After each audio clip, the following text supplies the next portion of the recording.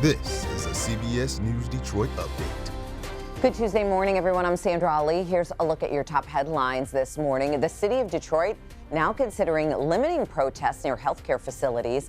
That proposed ordinance would establish so-called bubble zones around clinics. That includes a 15-foot area near the facility's entrance where protests aren't allowed, and a 100-foot zone where demonstrators have to stay at least 8 feet away from others unless consent is given. You can weigh in on the proposal during tomorrow night's City Council meeting and again when the Public Health and Safety Committee meets next Monday morning at 10:30.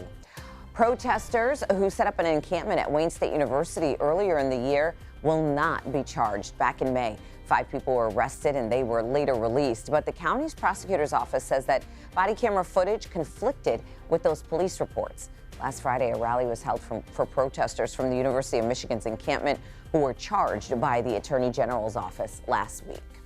We're also learning more about a recent rescue from the Detroit River. Police tell us a man was rescued from the water right around 10:45 last night. He was found near the Ambassador Bridge. No word yet on what happened or his condition at the time, but of course, follow us on air and online as we learn more. Former President Donald Trump announcing 2 more campaign stops in Michigan. On Friday, he is visiting Kent County, and after that, he's headed to a town hall at Macomb Community College in Warren. This will mark his 10th visit to Michigan. His visit will also come the day after absentee ballots are available to voters all across the state. Today's Tigers game has now been moved up to a 1 p.m. start, and that's because of the weather. And as they fight for that playoff spot, they're looking to fill Comerica Park for those final 6 games. The team announced all single-game tickets for the remaining regular season. They're going to be fee-free.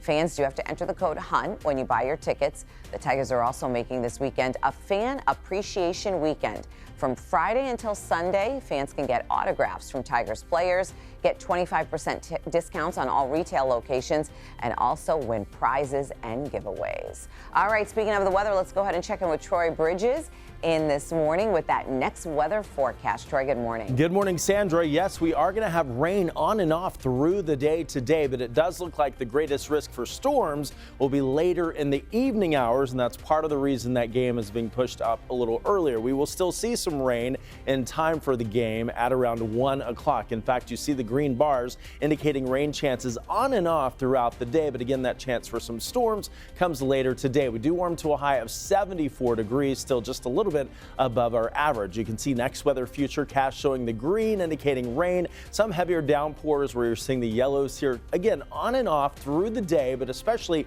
into the evening, that's when we'll see that chance for a couple of those stronger storms. By tomorrow, a minimal chance for rain, but we'll continue at least a slight chance for the next couple of days. Today, though, will be the wettest of the next few. Here are the afternoon highs today, going into the upper 60s, 68 in Ann Arbor, but 70 today for the high in Adrian, 70 in Monroe, 69 for the high today in Lapeer. We go to 69 in Mount Clemens and 74 in Detroit. So the next 7 days look like this. Will continue in the mid 70s for the next several days. So as we head into Thursday, a little bit more sunshine breaks out, but notice those minimal rain chances returning for Saturday, Sunday, and for Monday with high temperatures still in the mid 70s. Sandra, back to you.